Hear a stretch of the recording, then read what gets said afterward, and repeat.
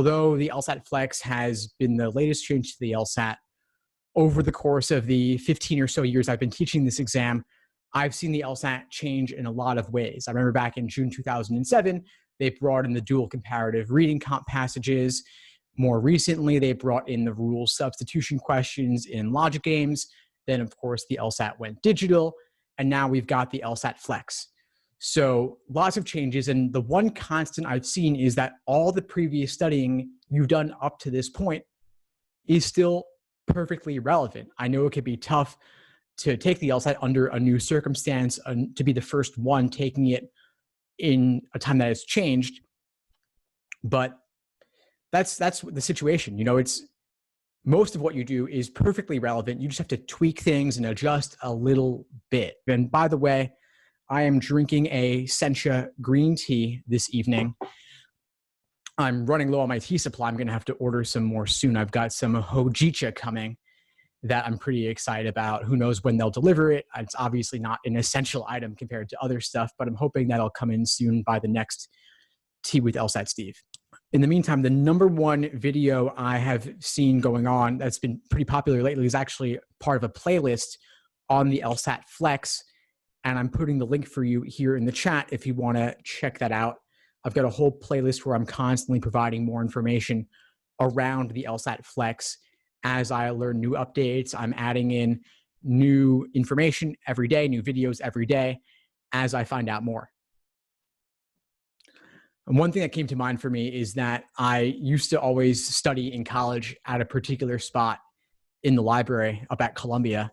And that was my study nook. I would basically camp out there all day. I had my notebook, I had my books and my snacks and water bottle and everything. I had it all organized, and that was my go-to spot every single day practically that I was studying, writing papers and such. And I can't imagine what it would be like to suddenly lose that because I was stuck at home and had to navigate studying for the LSAT with a roommate or a significant other and carve out that time for myself and focus. So I definitely sympathize with everything you're all dealing with as you try to figure out how can you study for the LSAT and keep forging ahead. It really does require getting buy-in from and support from everyone else that you're with to make the most of that time. And so the biggest change, of course, is your testing environment. The content of the LSAT has not changed at all this time. I mentioned some other recent changes like the move to dual reading comprehension passages in June 2007.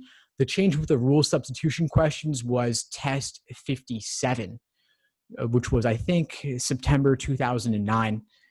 So a little bit more recent than that, and it appeared on nearly every single LSAT since then. Other than that, I think really the writing sample going digital in June of last year was a big format change. The LSAT itself going digital in July and then September of last year, September 2019. Last biggest change now, this LSAT-Flex, May 2020, is the newest change of late. And I expect that the June LSAT scheduled for June 8th will also be canceled and become another LSAT-Flex, probably rescheduled sometime in late June, early July, I'm expecting. As for what the LSAT-Flex is, I'm not going to recap all the changes, but just encourage you once again to check out that playlist. It's the new online LSAT specifically for the new, because they can't administer the LSAT in person these days. So 3 sections, not 5, 2 hours, you're done with few exceptions. That's pretty much the detail. I do think that July will be an LSAT-Flex. I think that's highly possible. I wouldn't say for certain 100%. It remains to be seen. It's really based on how the COVID-19 situation unfolds. We don't really know. I think if they can administer it in person, they'll want to administer it in person, but their language around that has changed a little bit over time. I've noticed them indicate that they're more open to the possibility that it will actually be another LSAT-Flex going forward. They're remaining somewhat agnostic about what they'll do in the future. It's kind of open-ended. I think the more and more that they administer it as an LSAT-Flex, the more likely they are to keep doing so moving forward as they figure out the logistics and figure out how to handle things. I think that may have some tech glitches, but as long as you communicate with ProctorU and LSAC about what your testing requirements are and what your devices are, it should run pretty smoothly. The other thing I would say is make sure you have a strong internet connection. Don't rely simply on Wi-Fi. Ideally, if you could plug into wired Ethernet or at least be close to your modem or your router, you're in a better situation for it to go as smoothly as possible. I've been in touch with ProctorU very recently around technical requirements, what you need, what will work. I've gotten a lot of questions around having a 2-in-1 device that is a dual tablet and laptop. And what I've heard from them is that if you have Windows on the device, it'll probably work well as long as you're not in S mode, which is a kind of locked down operating system that wouldn't work with ProctorU's requirements because they need to have certain controls over your device that you can't actually have during S mode. And that's part of why I believe a Chromebook doesn't work either. Interestingly, I have also heard from ProctorU that their system allows you to do Control F to find certain keywords. And I could imagine that might be useful in a reading comp passage. As a caveat, I haven't tested this out with the ProctorU system, so I don't know if they would definitely allow it, but that would certainly be pretty nice. That would be pretty cool to see. So, and if anyone has other questions on ProctorU, I am in constant communication with them on a daily basis, figuring out what's allowed, what's not allowed, what the technical limitations are. And so I'm certainly hopeful that they'll allow quite a bit. We'll see. Will you be able to highlight in reading comp? If the LSAC system works properly, I would think that you should be able to highlight in reading comp. That's certainly the intention. That's part of the software that LSAC built for the digital LSAT and for official LSAT Prep Plus. But as we know, the highlighting function has not always worked properly. As a follow-up, I'm getting the question here, will you be able to highlight will they automatically highlight the point in the passage that a particular reading comp question is referring to? And my expectation is that, yes, you would be able to, they would highlight that in the moment and you'd be able to see that popping up. I expect that the software will also want to replicate that. My impression from LSAC is that the LSAT-Flex should have identical software to the digital tablet LSAT. So whatever you could do on the digital tablet LSAT, you should also be able to do on the online LSAT-Flex from a desktop. Obviously, touch screens being the exception to that and not being guaranteed. Is there a sample LSAT-Flex? Not really at the moment, no. You've only got the official LSAT Prep Plus from LSAC that has identical software to the digital LSAT on tablet. And that's your closest approximation. And so if you want to simulate that, simply do the official LSAT Prep Plus in the practice, AKA self-paced mode.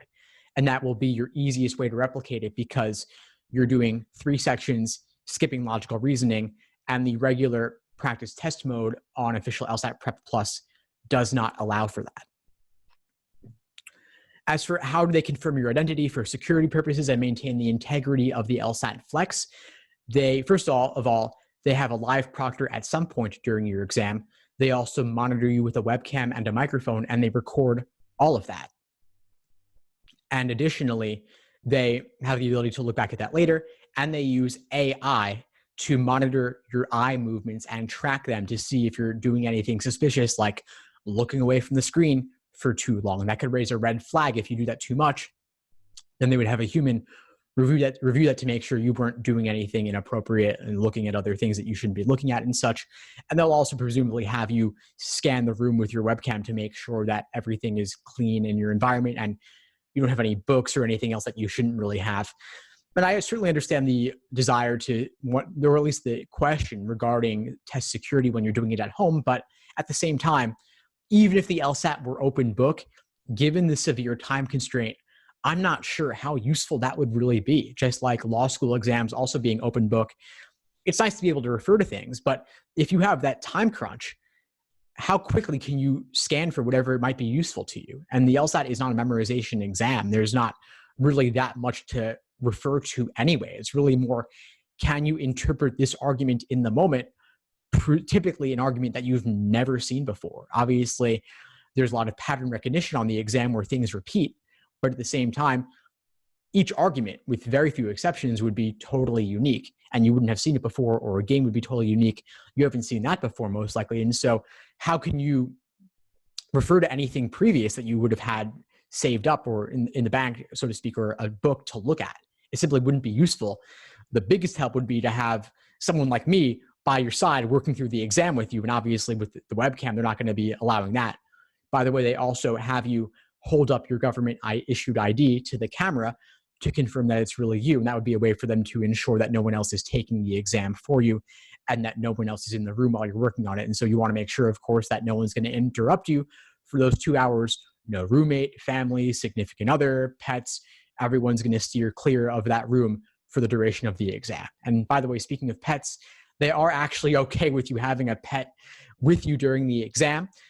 And they even have a funny GIF on their website of ProctorU showing someone with a pet at the computer. Obviously, the pet's not helping you. Speaking of cheating, though, there has been a story I came across online where somebody apparently attached a bunch of Post-its to their dog and was trying to cheat in that way. Obviously, that got caught if it was on camera in some way. Regarding accommodations, testing accommodations for LSAT-Flex, like extra time. So extra time on LSAT-Flex is a pretty easy fix for them to still administer it online because they can just adjust the countdown timer. They can give you more time. And I'm pretty sure that if you got double time, they'd have some way to work out giving you a break, because if you were going for 4 hours straight, they might want to give you a bathroom break at some point. So I think they allow you to do so in the middle of the exam. But for the regular 35-minute sections, 3-section LSAT-Flex that most people are taking, you're not going to get a bathroom break. It's going to be 3 sections back to back and you're done. That's it. And bathroom breaks, of course, do constitute some sort of test security issue because they can't control the environment. I'm guessing they make an exception if you have double time to that rule. And again, even leaving the room and talking to somebody probably wouldn't help you very much because you're starting a new section anyway, and you wouldn't be able to go back and change the answers from your previous work. You are able to drink water, assuming it's from a clear glass or a receptacle of some kind. I think you could even drink tea if you wanted to. That would be fine as well. And pretty much any other beverage. As for how law schools look at LSAT-Flex scores, so they look at them the same as anything else. Admissions officer after admissions officer has confirmed they will not treat LSAT-Flex scores any differently than regular LSAT scores. For all intents and purposes, they consider it the same. They are understanding this is a unique situation, special circumstances. They obviously know that the COVID-19 crisis required adaptation. And even though you're doing 3 sections, not 5, LSAC is doing all the number crunching on their end to confirm that a 170 on LSAT-Flex is equivalent to a 170 on the regular LSAT. And obviously, doing LSAT-Flex is a more comfortable environment for many because you're doing it in the comfort of your own home. You're doing 3 sections, not 5. And they are confirming that the question difficulty and section difficulty will be exactly the same. Of course, it's a more comfortable environment, so maybe you would do better because you're not stressed to the same degree, for most people at least. But LSAC can always adjust the raw score conversion, aka the curve, to equate the difficulty level. And so if a tremendous number of people did remarkably better on LSAT-Flex than on the regular LSAT, they would simply adjust the raw score conversions to account for the change in difficulty. The fees are the same for LSAT-Flex. It's still $200 to take it versus the regular in-person LSAT. I don't expect any discounts on this, and although they might save some money with booking test centers or hiring proctors in person, they've also got to pay ProctorU. I'm sure they also have tons of additional customer support questions and technical things to work out that require additional support staff there. And LSAC, I mean, they need their fees, they need to keep running, and they also like to charge their fees. And so I expect that they're going to continue charging the same amount and potentially raising it with time, just as they have for the in-person. Do I think LSAT-Flex will become the norm?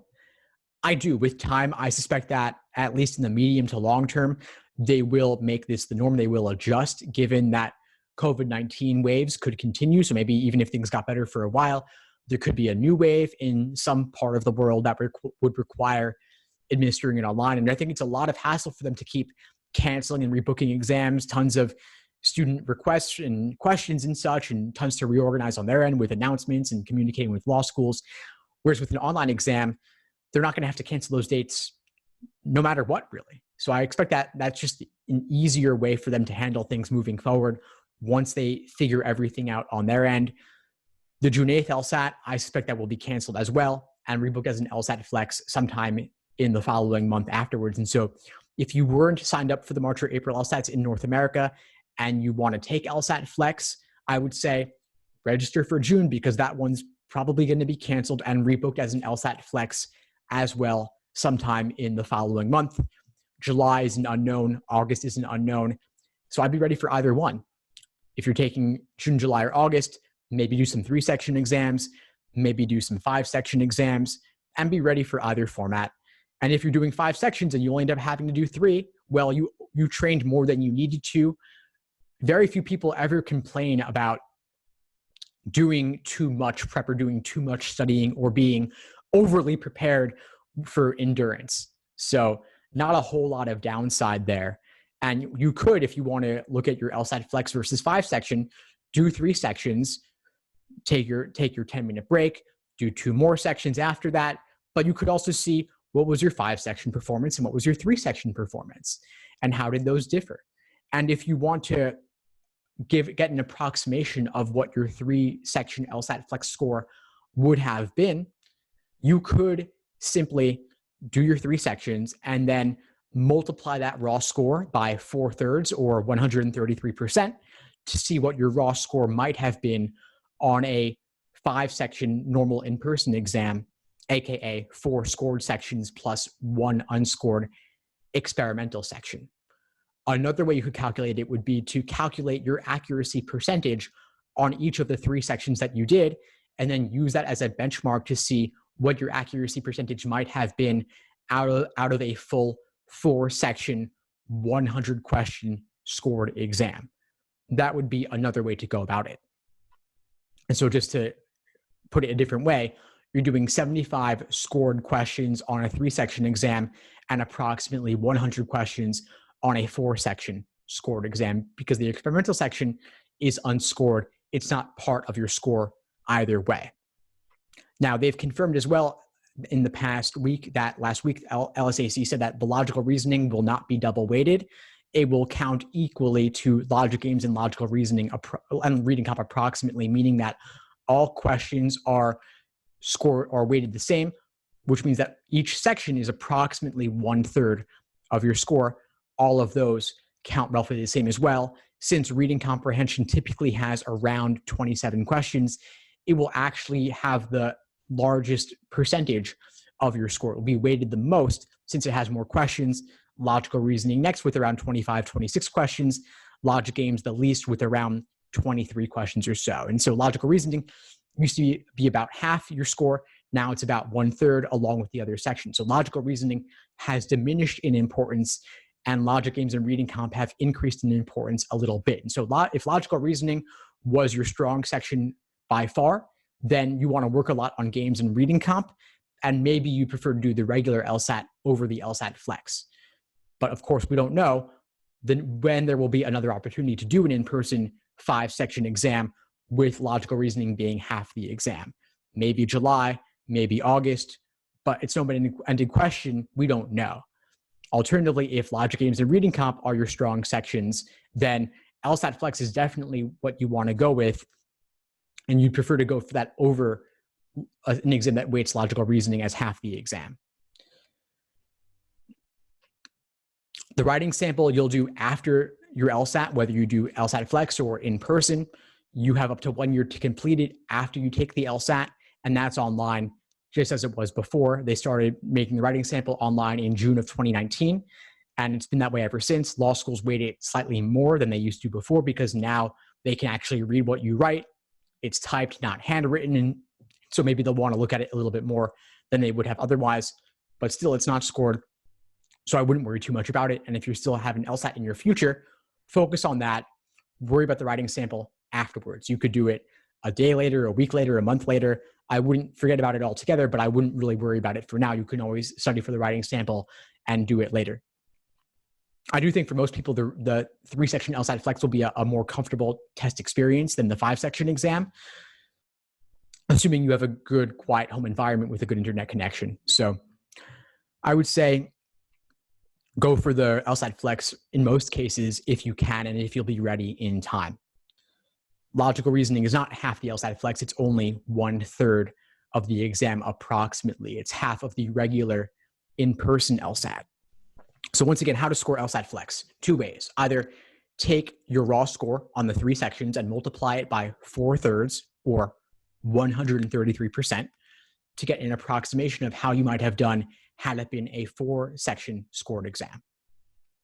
Alternatively, you could take your accuracy percentage overall on each of the 3 sections and then use that as a benchmark to see what your accuracy would have been on the entire 4-section prep test, because the exams are released as 4 sections as they were initially administered minus the experimental section. And so if you want to take a practice test, simply skip one of the logical reasoning sections and do the other 3. You could then later do the other section if you want to, just to see what you might have done on it had it been a full exam that was administered in person, minus the experimental section. Obviously, no method is perfect. I've reached out to LSAC to ask them for some guidance on how students might approximate their performance on the LSAT on an LSAT-Flex, given that it only has 3 sections. They have not gotten back to me on that yet. I know others have reached out to them as well. I'm hoping they will get back to us soon on that, but for now, these are the best approximations that are simple that I can provide you with about on how to go about giving yourself a rough idea of where you stand. But yeah, logical reasoning has less importance than it did previously, and so you want to account for that when you're doing practice tests, and you also want to take it like it's going to be game day with, again, only having those 3 sections specifically. I wouldn't be doing 4 back-to-back. I wouldn't be doing 5 back-to-back. And if you know that you're taking the LSAT in May, I would certainly do only 3 sections. And if you're taking it in June, there's a very strong likelihood that that will also be a flex. So I would also do 3 sections for that, while still mixing in some 5-section exams too, in case you might want to take the LSAT in the future when you're not sure whether it's going to be in person or online. So July, August, or October, November, beyond, I would go forward with assuming it could be either way, since we don't know for now. And yes, I would focus more on games and reading comp than otherwise, given that they've increased in relative importance.